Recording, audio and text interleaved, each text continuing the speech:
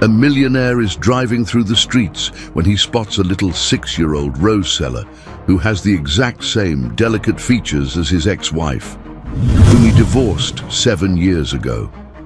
With a trembling, desperate voice, the girl approaches and pleads, "Sir, please buy this rose. I need to buy medicine for my mom. She's very sick." When he asks the name of her mother and hears the answer, he nearly faints. The fine October drizzle painted the streets of Midtown Manhattan in shades of grey, creating that particular autumn melancholy that always made Edward Morgan feel a tightness in his chest. At 52, he had built a corporate empire that placed him among the wealthiest men in the country, but on that Thursday afternoon, as he drove his Mercedes-Benz through the bustling avenues, he felt strangely empty. The light turned red at the corner of Lexington Avenue, forcing him to a stop amid the chaotic traffic. Edward drummed his fingers on the leather steering wheel, his mind already racing to the next meeting, when a delicate movement caught his eye. A small girl, no more than 6, was walking between the cars with a bouquet of red roses in her thin arms. Her bare feet stepped into the puddles with a natural ease, as if the cold of the wet asphalt didn't bother her. The faded pink dress, clearly too big for her frail body, was soaked by the persistent drizzle. But it was when she approached his window that Edward felt the world stop. The child's large, expressive eyes were a deep, almost golden brown, exactly like the ones he used to gaze into years ago.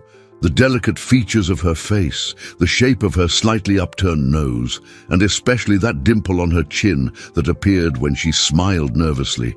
It all awakened a painful memory he had tried to bury for 7 years. "Mr. Buy a rose, please." The girl's trembling, desperate voice cut through the partially open window like a blade.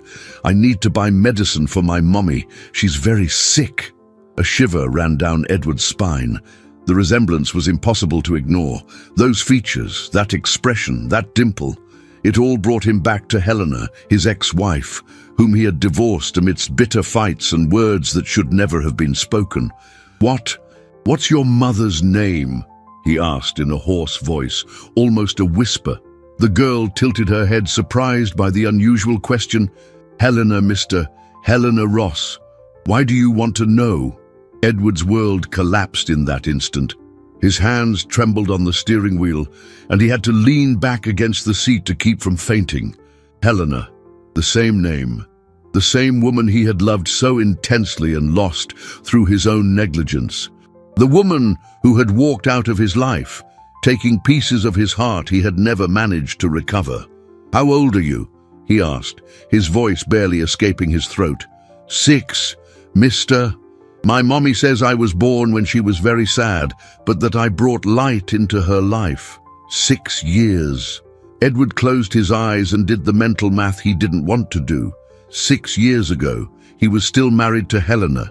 6 years ago, he would spend weeks at a time traveling for work, ignoring her attempts to talk, to connect, to save a marriage that was falling apart. The sound of cars honking behind him brought Edward back to reality. The light had turned green, but he remained stationary, staring at this child who could be, no, who probably was his daughter. "I'll buy all your roses," Edward said, pulling a $100 bill from his wallet with trembling hands. "Keep the change." The girl's eyes widened with surprise and gratitude. "Really, mister, all of them?" "Yes, all of them." "What's your name, sweetheart?" "Louisa, Mr. Louisa Ross." Edward felt tears burn his eyes. Louisa, a name Helena had always said she wanted to give their daughter if they ever had one. A daughter he never knew existed, who was standing right in front of him, selling flowers in the rain to buy medicine for her mother. As Louisa carefully placed all the roses on the passenger seat, Edward was certain that his life had just taken a completely different turn. Nothing would ever be the same again. Edward remained parked in traffic for long minutes after Louisa had walked away, holding the wet roses as if they were precious treasures. His mind spun in circles, trying to process what had just happened. That child, with her golden eyes and dimpled chin, was the spitting image of a young Helena. 6 years. Louisa's age coincided exactly with the last turbulent months of his marriage. Edward vaguely remembered that period.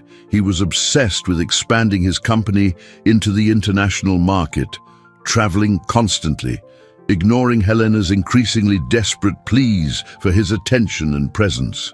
"It can't be," he murmured to himself, but his voice sounded weak and unconvinced. He finally managed to drive to his office but was unable to focus on anything. The meeting with Japanese investors, which was supposed to be the highlight of his week, passed in a blur.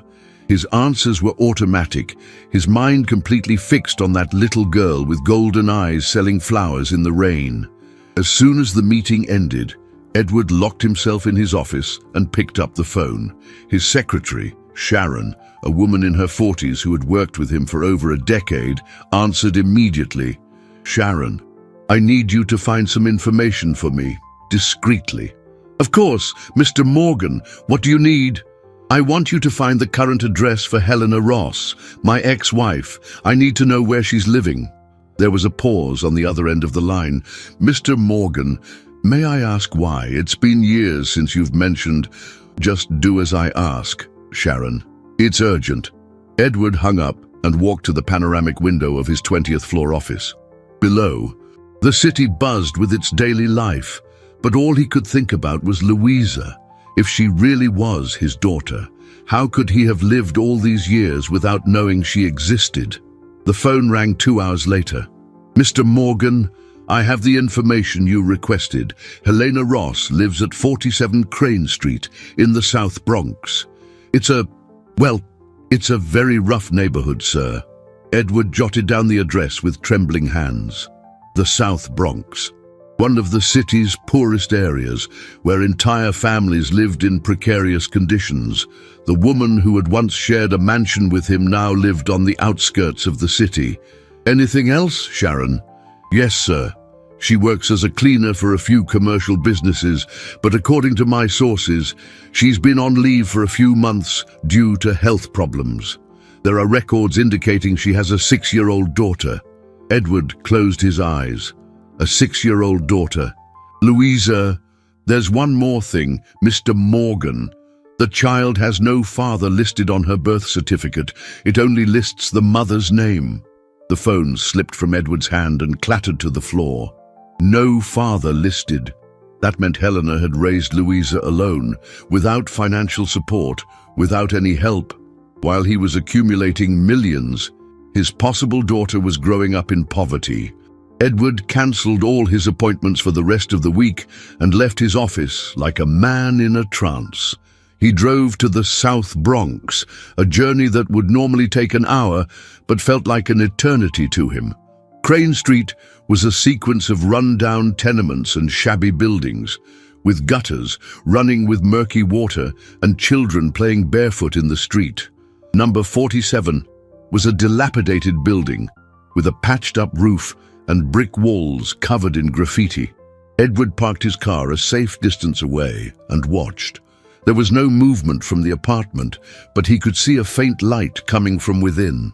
His heart hammered in his chest as he imagined Helena inside, sick, taking care of a child who could be his daughter. Suddenly, the door opened and Louisa came out, carrying a bucket of water.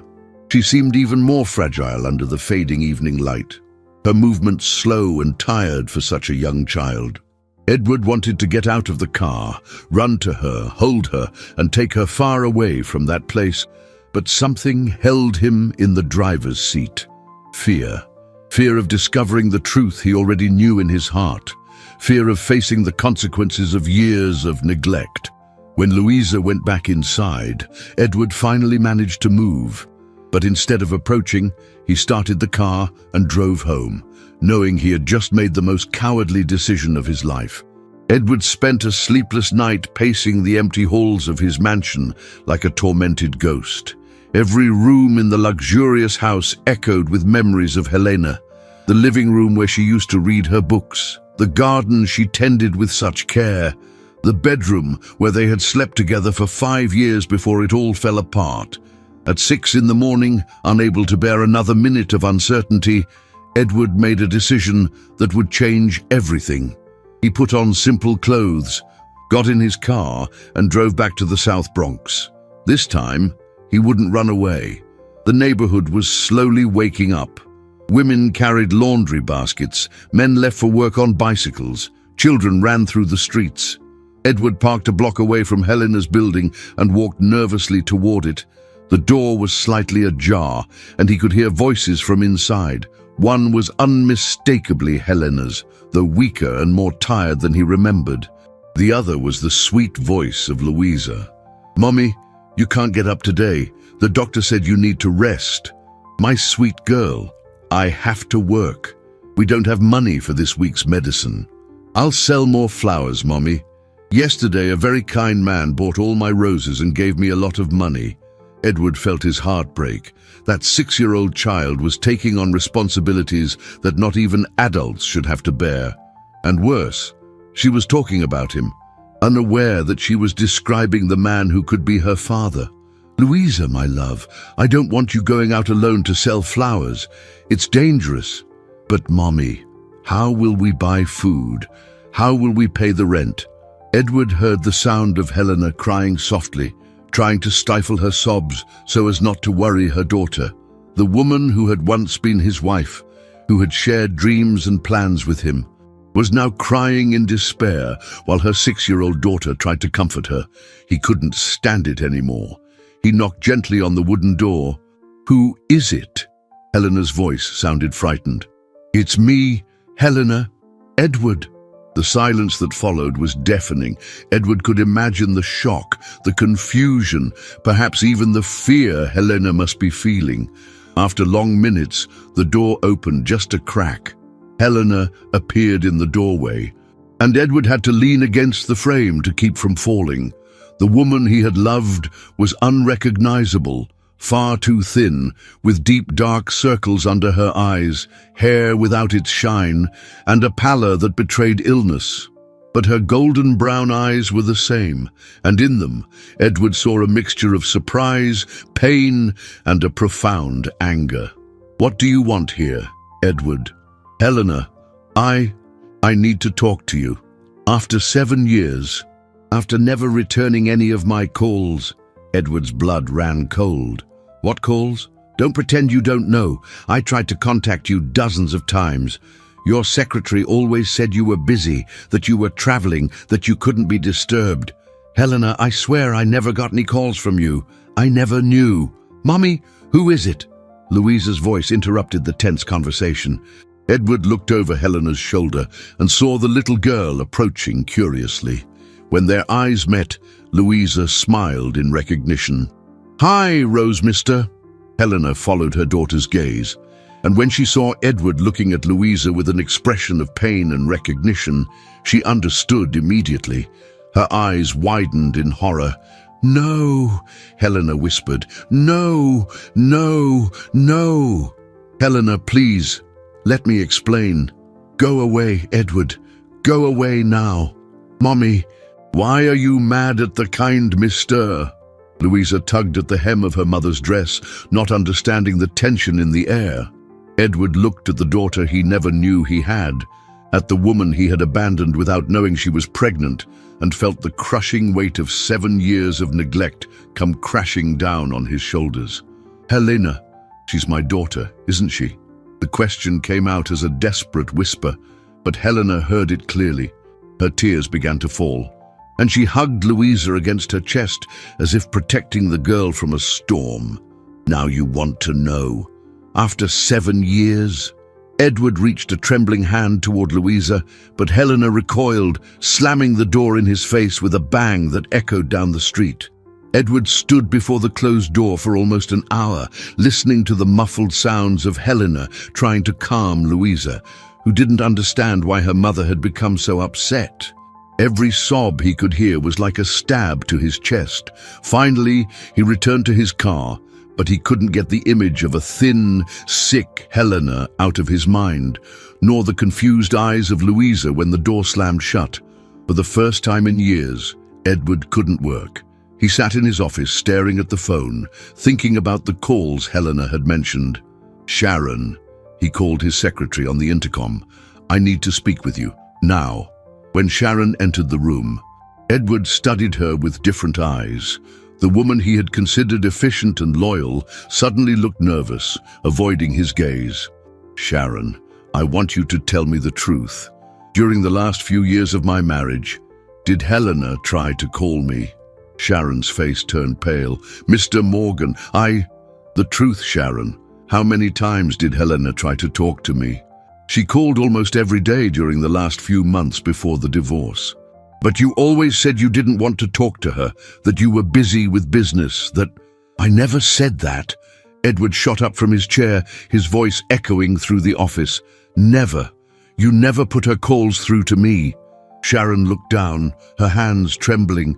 "Mr. Morgan, I thought I was protecting you. She seemed so desperate, so distraught. I thought she would just get in the way of your work, like she always did." "Like she always did. Helena never got in the way of my work.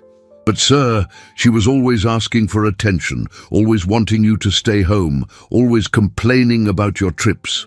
I thought if I didn't pass along the calls, she would give up and you could focus on the company."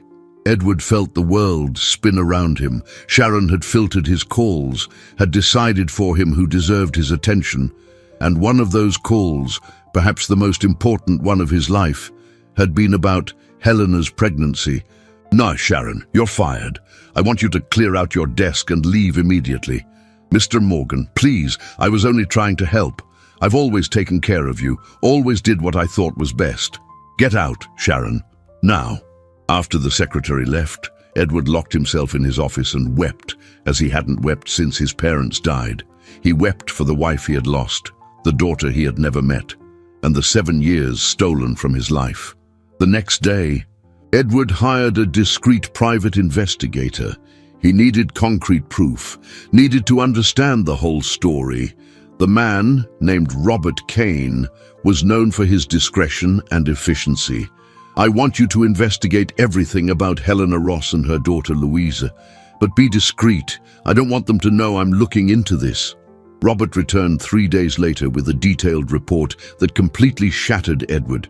"Mr. Morgan, Helena Ross tried to contact you 127 times during the last 3 months of your marriage.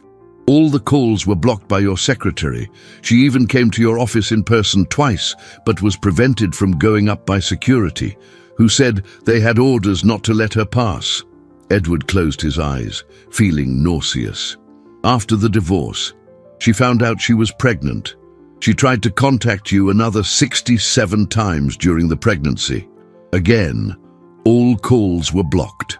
She even sent a registered letter to your residence, but according to postal records, the letter was returned marked addressee not found. I never received any letter. Your secretary signed for it and filed it away. I managed to get a copy. Here it is." Edward opened the letter with trembling hands. It was from Helena, dated 6 months before Louisa's birth. "Edward, I know you don't want to speak to me, but I need you to know that I'm pregnant. The baby is yours. I know our marriage is over, but you have a right to know you're going to be a father. Please, call me.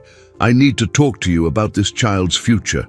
The letter fell from Edward's hands. He had lost the chance to be present for his daughter's birth, to help Helena during her pregnancy, to be the father Louisa deserved from the very beginning. "There's one more thing, Mr. Morgan. Helena never remarried. She raised Louisa alone, working 3 different jobs to make ends meet. 2 years ago, she was diagnosed with a serious illness that requires expensive treatment. She lost 2 of her 3 jobs because she could no longer work regularly. Edward knew his life had just changed forever. There were no more doubts. Louisa was his daughter, and he had lost the first 6 years of her life because of the interference of a possessive secretary and his own negligence. Edward spent the next week developing a desperate plan to get closer to Helena and Louisa. He knew a direct approach would be rejected immediately, so he decided to act with subtlety, even if it meant watching from a distance the life he should have shared. Every morning, he would park his car a safe distance from Helena's building and watch. Louisa always left at 7:30 to sell flowers downtown, carrying her small bouquet with the determination of an adult. Edward would follow her discreetly, ensuring her safety as the little girl worked the streets. It was during one of these mornings that he witnessed a scene that broke his heart.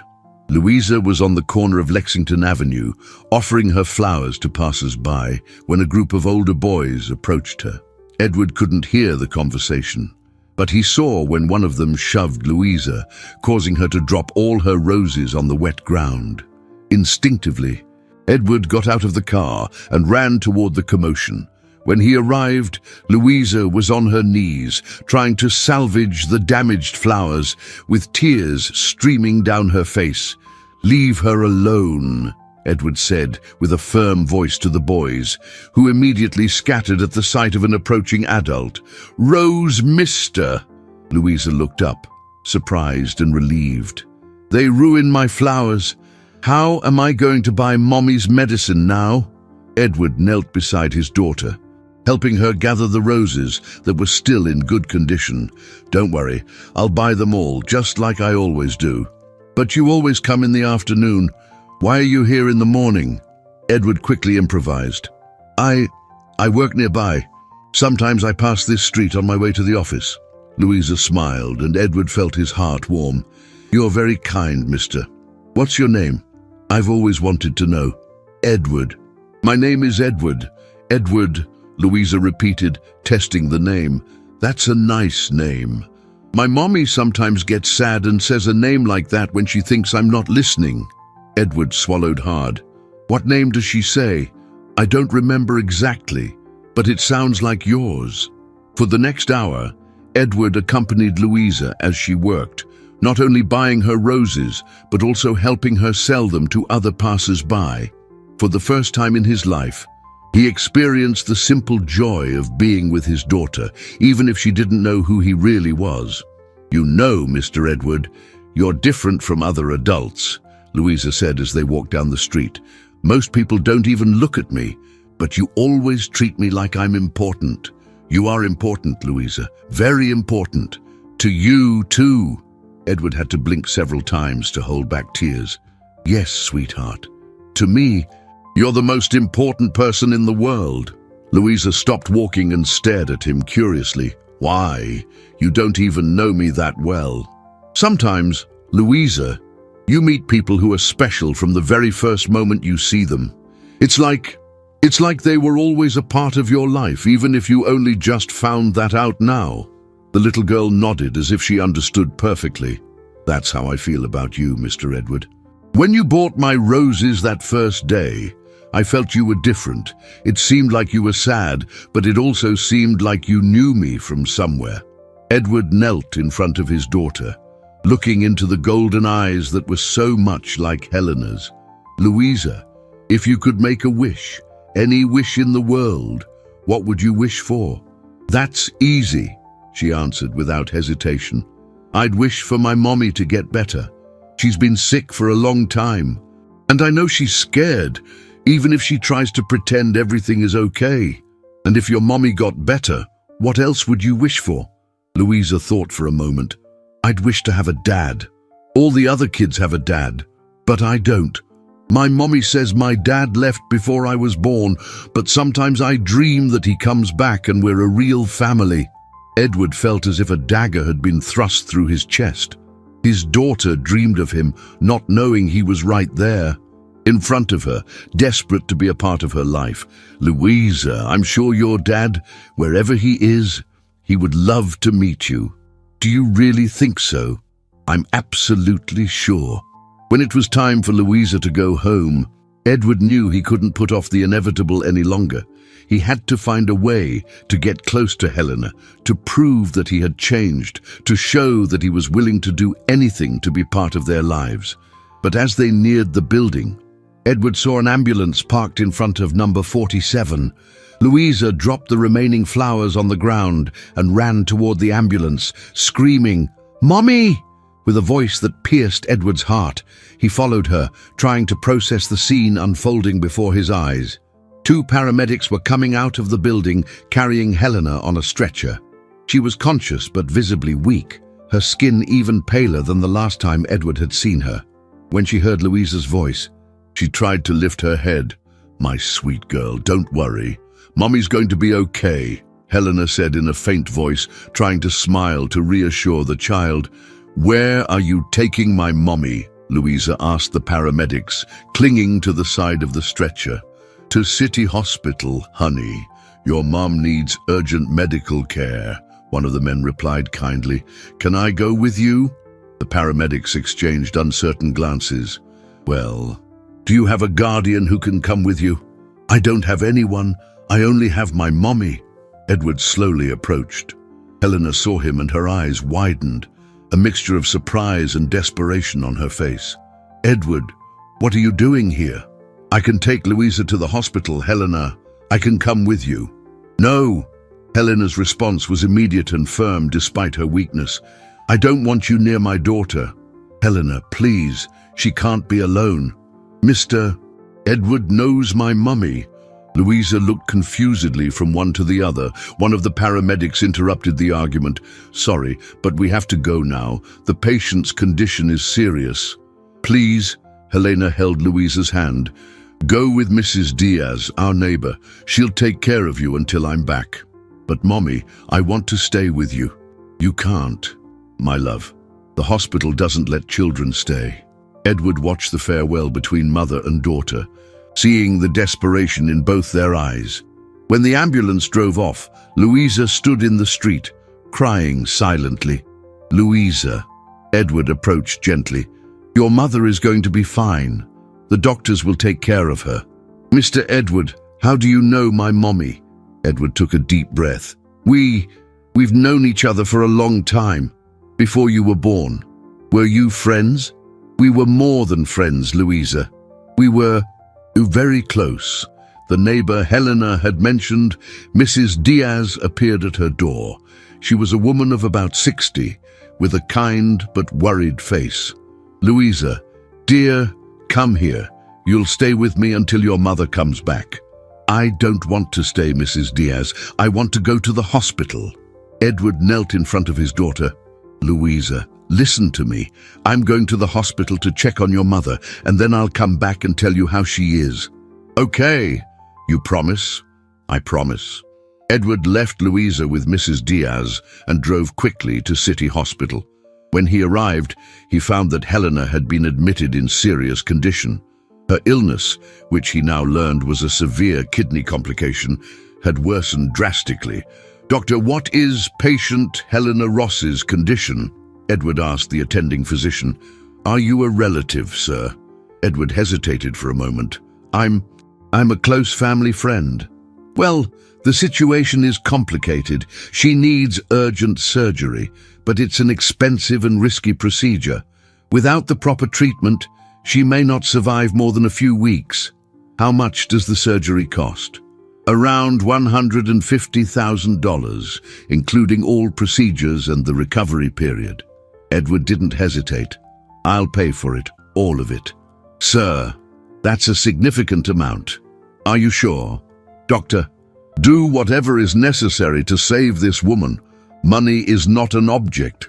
When Edward returned to pick up Louisa, he found the girl sitting on Mrs. Diaz's porch, staring intently in the direction the ambulance had gone. "Mr. Edward, how's my mommy?"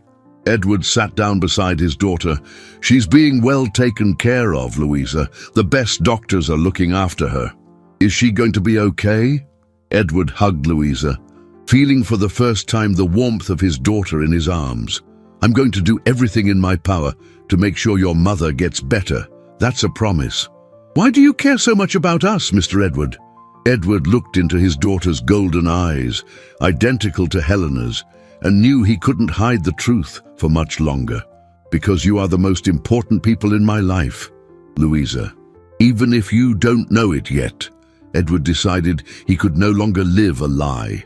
The next day, after visiting Helena at the hospital, where she remained sedated before surgery, he returned to Mrs. Diaz's home with a determination he hadn't felt in years. "Louisa, I need to talk to you about something very important." The girl, who was sadly playing with an old doll in the yard, looked up at him. "Is it about my mommy? Is she worse?" "No, sweetheart, it's about me. And you." Edward sat on the ground next to Louisa, trying to find the words for a conversation that would change both their lives forever. "Louisa, do you remember asking me why I care so much about you and your mom?" "I remember. You said we're important to you." "That's true, but there's a specific reason for that." Edward took a deep breath. "Louisa, you know your mommy and I knew each other a long time ago, right? You said you were more than friends." "That's right. We were married, Louisa. Your mother was my wife." Louisa's eyes widened. "You were married, but then, does that mean—" "It means I'm your father, Louisa." The silence that followed was deafening. Louisa looked at Edward with an expression that mixed confusion, hope, and fear. "You're my daddy, the daddy who left before I was born." Tears began to stream down Edward's face. "Yes, my sweet girl, but I didn't leave because I wanted to. I never knew you existed." "What do you mean you didn't know?" Edward explained about the blocked calls, the letter he never received, how he had only found out about her a few days ago. Louisa listened in silence, processing information that was too big for her 6-year-old mind. "So you didn't abandon me on purpose?" "Never, Louisa. If I had known you existed, I would have moved heaven and earth to be with you from day one." Louisa threw herself into Edward's arms, crying, "I always wanted a daddy. I always dreamed that one day you would come back." Edward held his daughter, feeling as if his heart would burst with emotion. "I'm here now, my girl, and I'm never leaving again." But the joy of the moment was interrupted when Mrs. Diaz appeared at the door, her face worried. "Edward, there are 2 people here who want to talk to you. They say they're from Child Protective Services." Edward's blood ran cold. 2 uniformed women approached, carrying clipboards and with serious expressions. "Sir, we're from CPS. We received an anonymous tip that a child is living in inadequate conditions at this address." "What kind of tip?" Edward asked, instinctively pulling Louisa closer to him. "Information that the child's mother is hospitalized and that she is in the care of individuals with no legal family ties. We need to assess the situation and, if necessary, take the girl to a temporary shelter until the situation is resolved." "No." Louisa clung to Edward's arm. "I don't want to go to a shelter. I want to stay with my daddy." One of the caseworkers frowned. "Your father?" "Sir, can you prove you are the child's father?" Edward felt the ground give way beneath his feet. He had no documents, no legal recognition, no way to prove in that moment that Louisa was his daughter. We just found each other. I'm arranging for a DNA test, but without legal proof of paternity, I'm afraid we can't leave the child in your care. It's protocol." "Please," Edward begged. "She's my daughter. I can prove it. I just need a few days." "Daddy." "Don't let them take me," Louisa cried desperately. The second caseworker approached gently. "Honey, it's just temporary. You'll stay in a safe place until everything is sorted out." "Wait," Edward had a desperate idea. "What if I get a court injunction? If I file for legal recognition of paternity right now?" "Even so, sir, without a definitive court order, we can't leave the child with you, and the process could take weeks." Edward watched his daughter, whom he had found only minutes ago, being led away by strangers. Louisa was screaming for him, reaching her little arms out to him. "Daddy, Daddy, don't let me go." "Louisa, I will come for you. I promise I will come and get you." When the CPS car disappeared down the street, Edward collapsed to the ground. In a matter of hours, he had gained a daughter and lost her again. But this time, he knew exactly who she was and where she was, and he would move the world to bring her back. Edward didn't sleep that night. He spent the hours calling the best lawyers in the city, leveraging influential contacts, and preparing for a legal battle like none he had ever faced. For the first time in his life, his fortune and power weren't for profit. They were for getting his daughter back. The next morning, accompanied by his lawyer, Charles Miller, Esq., Edward arrived at the CPS office determined to bring Louisa home. "I need to see my daughter," Edward told the receptionist. "Sir, visits to the shelter are controlled. You need to schedule—" "You don't understand," Mr. Miller interrupted, placing a file of documents on the counter. "My client is filing for an emergency custody order and recognition of paternity. We have already collected genetic material for the DNA test and have witnesses who can confirm his relationship with the child's mother."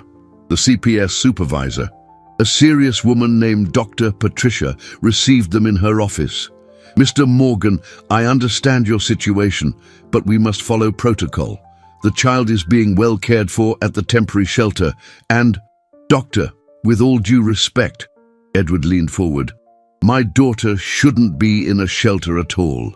She has a father who can care for her, has the resources to have the best possible life, and is being separated from me over a bureaucratic issue. You were absent from this child's life for 6 years. I wasn't absent." Edward slammed his fist on the table. "I didn't know she existed. My former secretary intercepted all of her mother's attempts to contact me. I have proof." Mr. Miller opened the file. "Here are the phone records, the intercepted letters, the sworn statement from the former secretary confessing to the interference.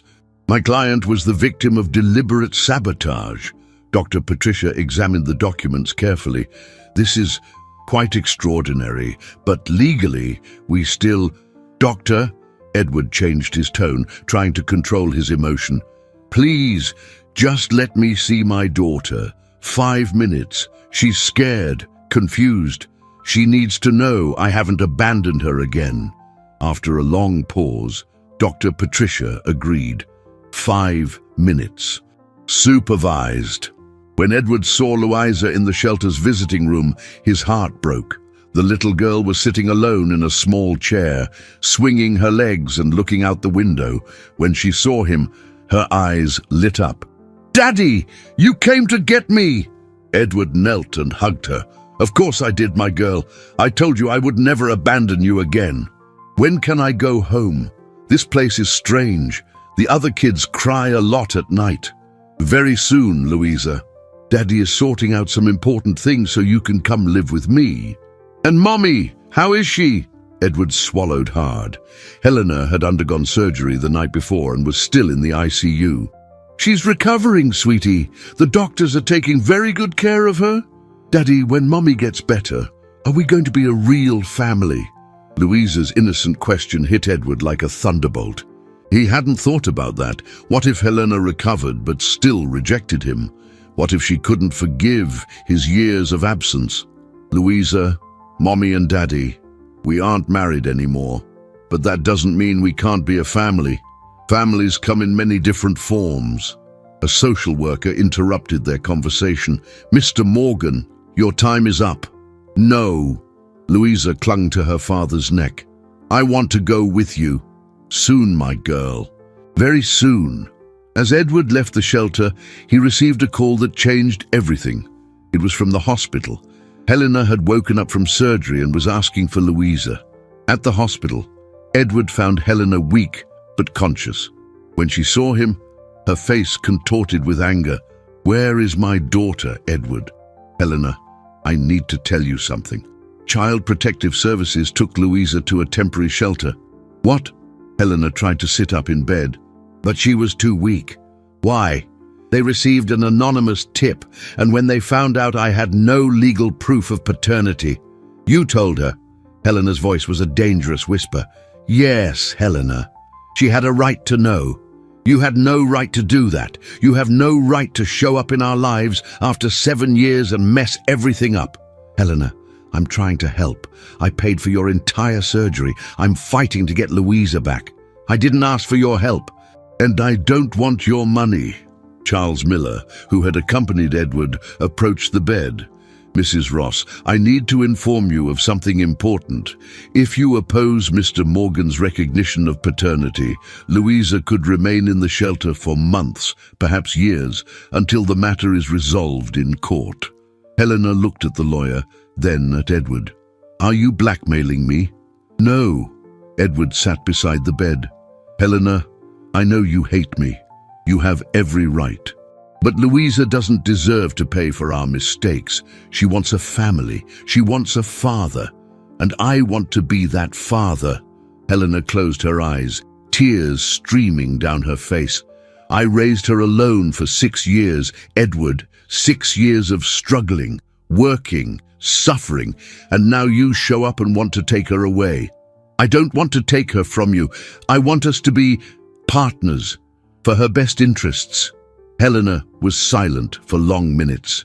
Finally, she opened her eyes and looked directly at Edward. If I agree to this, I have conditions. Edward held his breath, waiting for the words from Helena that would define the future of his newfound family. The silence in the hospital room was broken only by the steady beeping of the medical monitors. First condition, Helena began, her voice weak but determined. You will not take Louisa from me. She can know you. She can have you as a father. But I am still her primary parent. She lives with me. Edward nodded quickly. Agreed. I just want to be part of her life. Second condition, you will not use your money to humiliate me or to make Louisa think her life with me was bad.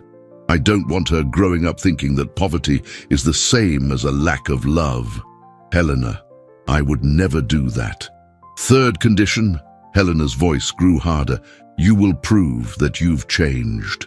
I don't want empty promises like the ones you made when we were married. I want consistency, a real presence, not just money. Edward leaned forward. What do you want me to do to prove it? I want you to step down from running your company. The room fell completely silent. Charles Miller coughed uncomfortably, but Edward didn't take his eyes off Helena. You want me to do what? You heard me. Your obsession with work destroyed our marriage and made me raise our daughter alone. If you truly want to be her father, prove that she is more important than your business. Helena, that's extreme. The company is my life's work. Exactly. And if Louisa is going to be your daughter, she needs to be your priority, not just another item on your schedule. Edward ran his hands through his hair, feeling the weight of the choice before him. His company was worth hundreds of millions, the work of a lifetime. For how long? 1 year. Step away from the business completely for 1 year. Prove that you can live without working 16 hours a day. Prove that you can be a present father. And if I do that, you'll agree to shared custody. You'll let Louisa know me as her father. Helena closed her eyes, clearly struggling with conflicting emotions. If you do that, and if Louisa wants to, we can try to build some kind of family, not as a couple, oh Edward, never again, but as parents who put their daughter's well-being above all else. Charles Miller finally interjected. Mr. Morgan, I must advise you to think carefully about this. Stepping away from the company for a year could have enormous financial consequences. Edward looked at his lawyer, then back at Helena. Mr. Miller, do you have children? I do. Sir, then you understand that there is no financial value that can compare to being a father to the most important person in your life. Edward turned back to Helena. I accept your conditions. All of them. Helena's eyes flew open. Surprised. You really accept? Helena, I've already lost the first 6 years of my daughter's life. I'm not losing another day to pride or ambition. At that moment, a nurse entered the room. Sorry to interrupt, but there's a child downstairs asking for her mother. She ran away from the shelter. Edward and Helena looked at each other. Louisa, they said at the same time. She couldn't have come alone. Edward stood up, alarmed. It's too dangerous. Sir, she came with an elderly woman who said she's your neighbor, there at the reception desk. Edward raced to the ground floor and found Louisa clinging to Mrs. Diaz's hand, both their faces etched with worry. Daddy! Louisa ran into his arms. I ran away. I couldn't stand being away from Mommy anymore. Louisa, that was very dangerous. You can't just leave the shelter like that. But I wanted to see my Mommy. They said she was sick. Mrs. Diaz approached. "Edward, she showed up at my door crying, said she had run away from the shelter and asked me to bring her here. I didn't have the heart to refuse." "Daddy, can I see my mommy now?" Edward looked at his daughter, then at Mrs. Diaz. "Louisa, first we have to deal with the shelter situation. You can't just run away." "But I don't want to go back there. I want to stay with you and Mommy." "Sweetheart, things are complicated, but Daddy just talked to Mommy, and I think we've found a solution." Edward picked Louisa up. "Let's go up and see Mommy, but then you'll have to go back to the shelter for just a few more days, until we sort everything out properly. You promise you'll come get me soon?" Edward looked into his daughter's golden eyes, thinking of the sacrifice he had just agreed to make. A year away from the company he had built, a year dedicated entirely to learning how to be a father. "I promise, my girl, very soon we're going to be a real family." When they reached Helena's room, Louisa ran to her mother's bed. The reunion between mother and daughter was emotional, and Edward watched from a distance, realizing he still had a long way to go to earn his place in their relationship. But for the first time in weeks, he felt hope. Helena had opened a door, even if it came with difficult conditions, and Edward was willing to pay any price to walk through it. In the following days, Edward put the most radical decision of his life into practice. He called an emergency meeting with his company's board of directors and announced his temporary leave of absence, leaving the vice president in charge for the next 12 months. "Mr. Morgan, this is madness," protested the CFO. "The company needs your leadership, especially now with the new international contracts. The company will survive. You are all competent professionals," Edward replied with a calmness that surprised everyone. "My daughter, however, will only be 6 years old once." Meanwhile, Charles Miller worked tirelessly on the legal aspects. The DNA test officially confirmed what Edward already knew in his heart. Louisa was indeed his daughter. With this proof and Helena's agreement, they obtained a court order allowing Louisa to leave the shelter and be placed under the joint custody of her parents. Edward's first day as an official father was a mixture of joy and nervousness.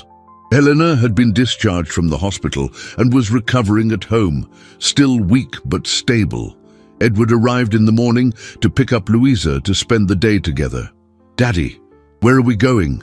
Louisa asked, bouncing with excitement. "Wherever you want, my girl. Can I really choose?" Edward knelt in front of her. "Louisa, from now on, you will always have a voice in our decisions. Always." Louisa thought for a moment. "I want to go to the park. I've never been to a real park. I've only seen them from the bus window." Edward felt his heart ache. His 6-year-old daughter had never been to a park. While other children her age were living normal childhood experiences, Louisa had been working, selling flowers to buy medicine. At the park, Edward discovered that being a father was far more challenging than running a multinational corporation. Louisa had endless energy, a curiosity about everything, and asked questions he didn't know how to answer. "Daddy, why don't you and Mommy live together if you love me?" "Well, Louisa, sometimes adults who once loved each other can't live together anymore. But that doesn't mean they've stopped caring about each other. But can you try again?" Edward pushed the swing where Louisa was sitting. "The most important thing right now is for Mommy and Daddy to learn how to be a family, even if we live in different houses." Over the following weeks, Edward fully immersed himself in fatherhood. He took Louisa to school, helped with her homework, read her stories before bed. Every moment was a discovery, his daughter's tastes, her fears, her dreams. One afternoon, while they were having a picnic in the garden of the new house Edward had rented near Helena's, Louisa asked a question that caught him off guard. "Daddy, do you miss your work?" Edward stopped unpacking the sandwiches. "Why do you ask?" "Because sometimes you look at your phone with a sad face, and Mommy said you were very important at a big company." Edward put his phone aside and lay on the grass next to his daughter. "Louisa, you want to know something? I used to think my work was the most important thing in the world. I thought it defined me as a person, and it doesn't. No, my sweet girl. I've discovered that the most important thing in the world is being here with you, watching you grow, being a part of your life. Work is just work, but being your father, that's who I really am." Louisa snuggled into Edward's arm.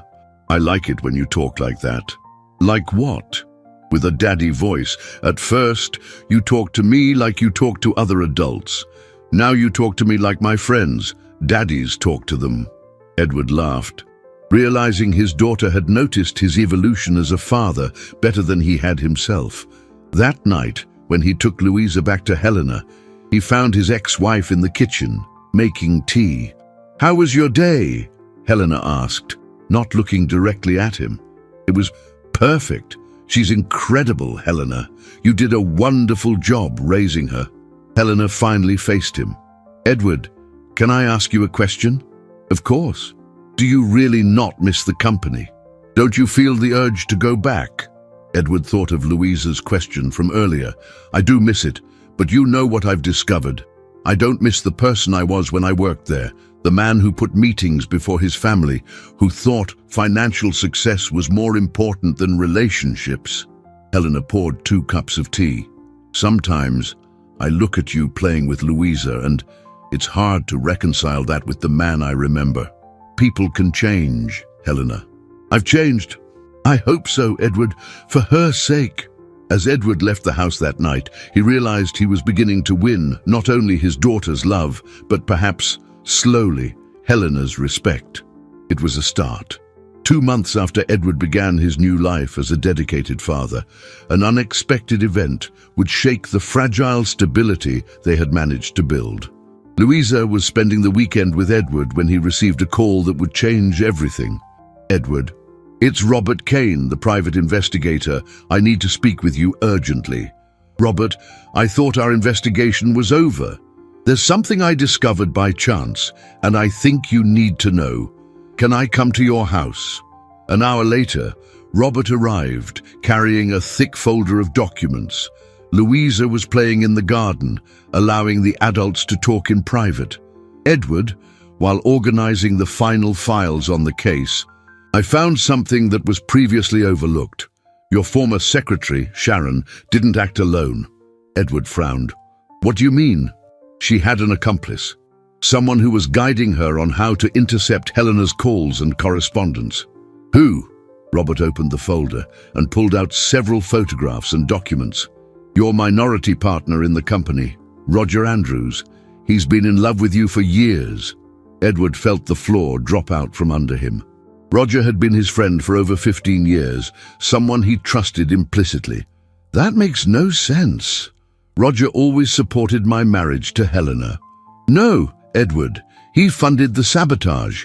He paid Sharon an extra salary to intercept any contact from Helena. The idea was that, with you unaware of the pregnancy, he would have a better chance of getting closer to you when you were vulnerable after the divorce." Edward examined the documents, bank transfers, text messages, even recordings of conversations between Sharon and Roger, planning how to keep Helena away from him. Roger even hired a security firm to have Helena's registered letter returned as addressee not found, even though you were in the city, Robert continued. "Why didn't you find this before?" "They used shell companies, offshore accounts. It was a sophisticated operation. I only found out now because Sharon, apparently overcome with guilt, sought out a lawyer to confess everything. The lawyer contacted me." Edward stood up, pacing the room nervously. "Are you telling me I lost 6 years of my daughter's life because of a conspiracy?" "Exactly. And there's more. Roger is still trying to sabotage you.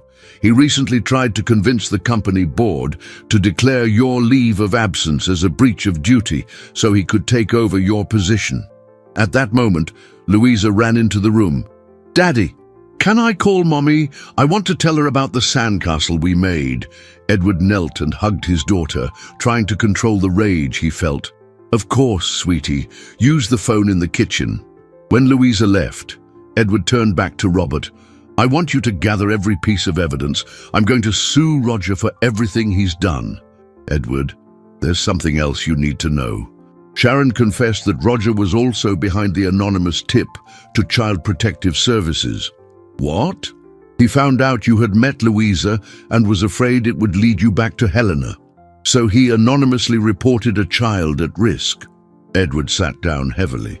Roger had not only destroyed his family, but was also responsible for Louisa being taken to a shelter. "Daddy," Louisa returned from the kitchen. "Mommy wants to talk to you." Edward took the phone with trembling hands. "Helena?" "Edward, something strange just happened. A man came to my apartment asking about you and Louisa. He introduced himself as Roger, said he was your partner and that he was worried about you." "What did he want?" "He asked strange questions about our relationship, about whether you had really changed, if I trusted leaving Louisa with you. He kept saying you've always been emotionally unstable." Edward closed his eyes. "Helena, that man is dangerous. Don't talk to him again." "Edward, you're scaring me. What's going on?" "I just found out that Roger was the one who orchestrated our entire separation. He was the one who stopped you from contacting me about the pregnancy." The silence on the other end of the line was long and heavy. "Edward, if that's true..." "It is true, Helena. I have all the proof right here." "Oh my God." Helena's voice was trembling. That means you really didn't know about Louisa." "I never knew, Helena. If I had known, I would never have left you two alone." Louisa tugged on her father's shirt hem. "Daddy, why do you have an angry look on your face?" Edward knelt beside his daughter. "Daddy just found out that some bad people did very bad things to our family, sweetheart. But don't you worry. We're going to fix everything. Are you going to protect us?" Edward looked at his daughter, then at Robert, who was organizing the evidence that would destroy Roger. "Yes, my girl. I will protect you from anyone who ever tries to separate us again." That night, for the first time since their reunion, Helena agreed to have dinner at Edward's house. While Louisa slept on the sofa after the meal, the two talked about the day's revelations. "Edward, I need to apologize. All these years, I thought you had abandoned me on purpose. You had no way of knowing, Helena. But I should have tried harder.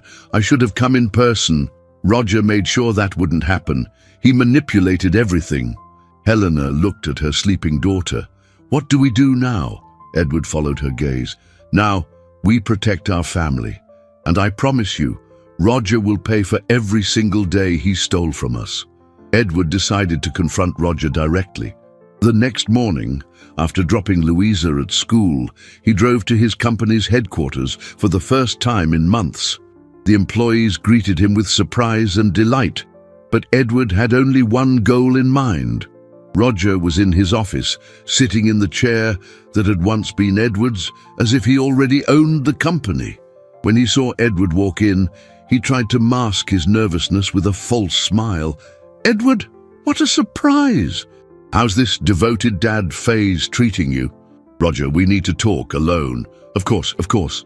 Sit down. Coffee. You look tense." Edward closed the door and stood before the desk. "I know everything, Roger." The smile vanished from Roger's face. "I don't know what you're talking about." Sharon confessed. "I have all the proof. I know you orchestrated everything. The intercepted calls, the returned letter, the tip to CPS." Roger leaned back in the chair, and for a moment his face showed an expression Edward had never seen before. Pure hatred. "So, you finally found out," Roger said, dropping the friendly facade completely. "Took you long enough." "Why, Roger? Why would you do this?" Roger stood and walked to the window. "You really want to know? Because I loved you, Edward, for 15 years. I loved you. And you never even noticed." A chill ran down Edward's spine. "Roger." Helena was in the way. She always was. You were obsessed with her, couldn't see anything else. So I thought, if she were out of the picture, maybe you'd finally see me. But you encouraged me to work more, to travel more. Exactly. I knew it would destroy your marriage. And when Helena started calling desperately pregnant, I saw the perfect opportunity. If you didn't know about the child, she would give up for good. Edward clenched his fists. "You made me lose 6 years of my daughter's life." "Your daughter?"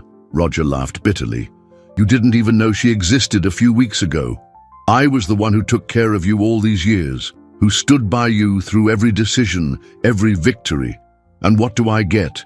You abandon everything for a child you barely know. That child is my daughter, Roger. And Helena. I still love Helena. Roger's face contorted with rage. You'll regret ever finding out the truth, Edward. I'll destroy you. I'll prove to the board that you're mentally unstable, that you abandoned the company in a psychotic breakdown. You're not destroying anything else, Roger. I'm suing you for fraud, mail tampering, and I'm going to make sure you never get near my family again. Your family? Roger let out a sinister laugh. Helena only took you back because of your money. And as for Louisa, she's just a confused kid who barely knows you. Edward took a threatening step toward Roger. Don't you dare talk about them like that. Or what? You'll hit me. That would only prove you really are unstable. At that moment, the door opened and Helena entered, accompanied by Charles Miller and Robert Kane, the investigator. Pardon the intrusion, said Mr. Miller, but we needed more evidence, and Helena agreed to help. Edward noticed Helena was wearing a discreet recording device. Helena, Roger tried to regain his composure, don't believe his fantasies. Edward has always been a liar. Helena cut him off. I heard everything. I heard you confess that you deliberately destroyed my family. Roger Andrews, Robert Kane stepped forward. You are being served with a subpoena. Your bank accounts have been frozen by court order, and the company will be notified of corporate fraud. Roger looked from one person to the next, realizing he was trapped. His mask had fallen completely. You don't know what you're doing, he said, his voice trembling. Edward, you were always weak. That's why you needed me to make the tough decisions. The only decisions you ever made, Edward replied, were designed to manipulate me and destroy my family. That's over, Roger. As security escorted Roger from the building, Edward turned to Helena, who was visibly shaken. Helena, thank you for doing that. I know it was hard. Edward, when I heard him confess, when I realized you truly didn't know about Louisa, Helena began to cry. I hated you for 7 years for something you never did. Edward approached hesitantly. Helena, you had no way of knowing. But I should have trusted you. I should have fought harder to find you. The important thing is that we know the truth now. Helena looked into Edward's eyes. Edward, can I ask you a question? Of course. When you told Roger that you still love me, did you mean it? Edward took a deep breath, knowing his answer would change everything. Helena, I never stopped loving you, not for a single day. Helena stared at him for long seconds, as if making the most important decision of her life. Edward, I think it's time we tried to be a real family. Helena's words echoed in the office like a heavenly song to Edward. A real family. He had dreamed of those words for months, but never imagined they could become reality. Helena, are you sure? Edward asked, his voice trembling with emotion. I spent 7 years hating you for something you never did. I've spent months watching you transform into a devoted father, watching you give up everything for the good of our daughter. How can I not be sure? Charles Miller discreetly indicated he was leaving the room, leaving Edward and Helena alone. The silence between them was charged with years of hurt, but also with renewed hope. Helena, I need you to know, I don't expect us to go back to how we were. We're different people now. That's true. I'm stronger, more independent, and you've finally learned what really matters in life, and what really matters. Helena smiled for the first time since Edward had re-entered her life. Our daughter, and maybe the three of us together. When they went to pick up Louisa from school that afternoon, she immediately noticed something had changed between her parents. Why are you guys holding hands? She asked, with the typical curiosity of a 6-year-old. Edward and Helena looked at each other. Louisa, Helena knelt beside her daughter. What would you think if Mommy, Daddy, and you all went to live together? Louisa's eyes widened. All together, in the same house. Yes, my girl, Edward confirmed. If you want to, of course. Louisa jumped for joy, hugging both her parents. Yes, yes, yes, I've always wanted this. We're going to be a family just like my friends. Families. In the following days, Edward and Helena talked for long hours about how to build this new version of their family. They decided to start slowly. Edward would move into a house near Helena's, and they would gradually spend more time together.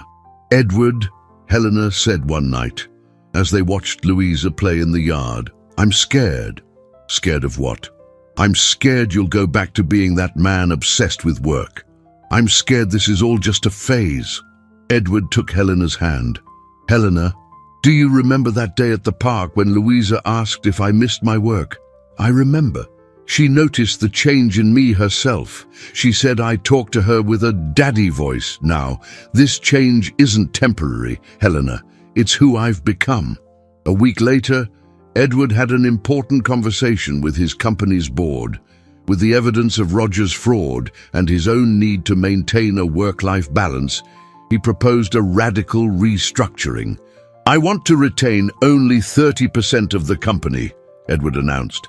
I'm selling 40% to external investors and distributing 30% to long-term employees as profit sharing. Mr. Morgan, said the CFO, that means you'll no longer be the majority owner. Exactly. I want to be just another director, working normal business hours with weekends free for my family. The decision shocked the corporate world, but Edward had never felt more certain about anything in his life. A month later, on a sunny Sunday afternoon, Edward was in the garden of the new house they had bought together, a simple but cozy home where Louisa could play freely. Helena approached, carrying 2 glasses of lemonade. You know, Edward, sometimes I still can't believe we're here. Me neither. Sometimes I think I'm going to wake up and find out it was all a dream. Daddy, Mommy. Louisa ran toward them, holding a red rose she had picked from the garden. Look at this pretty rose. Do you remember when I used to sell roses on the street? Edward hugged his daughter. I remember, my girl, but you don't have to sell flowers anymore. Now you can just enjoy them. That's right. Now I have a daddy who takes care of Mommy and me. That night, after putting Louisa to bed, Edward and Helena sat on the porch, watching the stars. Helena, can I ask you a question? Of course. Do you forgive me? For all the lost years, for not being the husband you deserved back then. Helena took Edward's hand. Edward, there's nothing left to forgive. We found out we were victims of a cruel manipulation. What matters is that we found our way back to each other. And Louisa? Louisa has a complete family for the first time in her life. Look at her. Have you ever seen a happier child? Edward smiled, thinking of his daughter sleeping peacefully in the next room, knowing she would wake up in a house full of love. Helena, I love you. I love you both more than I ever thought possible. We love you too, Edward. Welcome back to the family. For the first time in 7 years, Edward Morgan felt truly whole.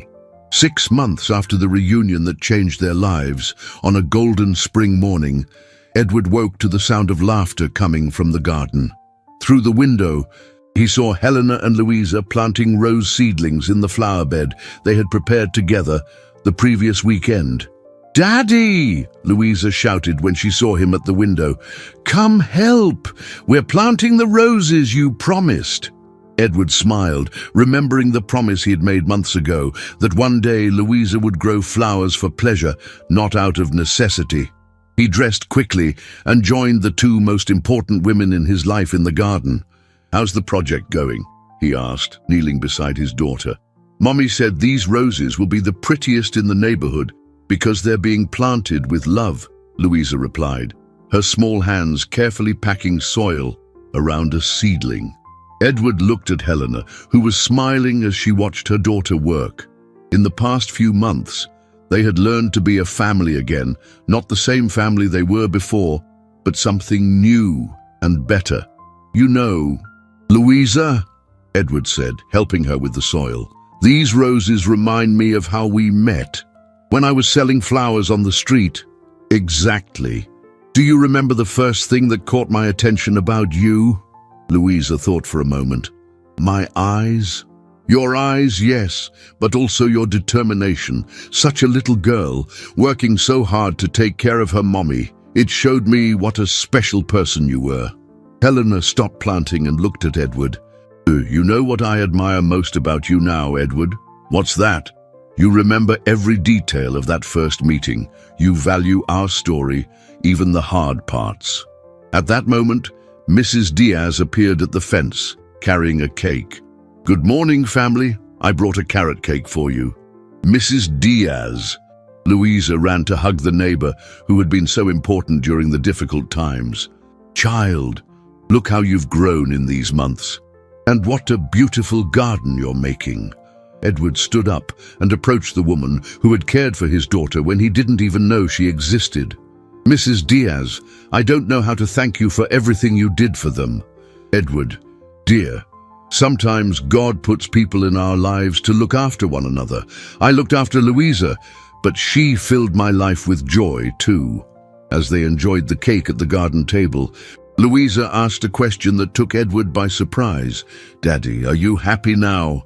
Edward stopped chewing and looked at his daughter. Why do you ask, sweetie? Because before, when you would show up to buy my roses, you looked so sad. Even when you smiled at me, your eyes were sad. Edward was moved by his daughter's perception. And now, what are my eyes like now? Louisa studied him carefully. Now they shine. Like Mommy's when she tucks me in at night. Helena took Edward's hand under the table. To answer your question, Louisa, yes, Daddy is very happy now. We all are. That afternoon, after Mrs. Diaz had left and Louisa was napping in the garden hammock, Edward and Helena walked among the rose seedlings they had planted. Edward, Helena said softly, do you regret anything? I regret losing the first 6 years of her life. I regret not fighting harder for our marriage back then, but I don't regret the path that brought us here. Why? Because if things had been different, maybe I never would have learned what truly matters.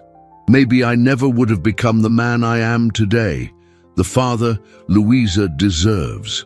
Helena stopped and faced him. Edward, there's something I never told you. What is it?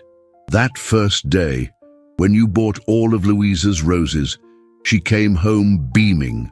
She said she had met an angel, that a very kind man had saved her day.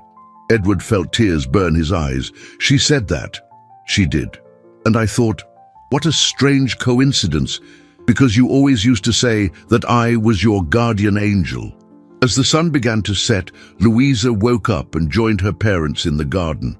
The three of them sat on the grass, watching the first stars appear in the sky. Daddy, Louisa said, snuggling between her parents. Can I make a wish? Of course, my girl. When our roses bloom, can we give some to the sad children we see on the street, so they can feel special like I felt when you bought my flowers? Edward hugged his daughter, realizing she had inherited not only her mother's golden eyes, but also a generous heart that wanted to spread the same joy she had received. That's a wonderful idea, Louisa. We'll do just that. As the family contemplated their rose garden under the starlight, Edward reflected on the extraordinary journey that had brought them there. From a lonely, work-obsessed businessman, he had become a present father and a devoted partner. Helena had transformed her pain into strength, and Louisa had taught them both that true love blossoms in the most unlikely circumstances. The roses that once symbolized desperation and need now represented hope, growth, and the proof that it's never too late to discover what truly matters in life. And in that garden, under the starry sky, a family had finally found its way back home.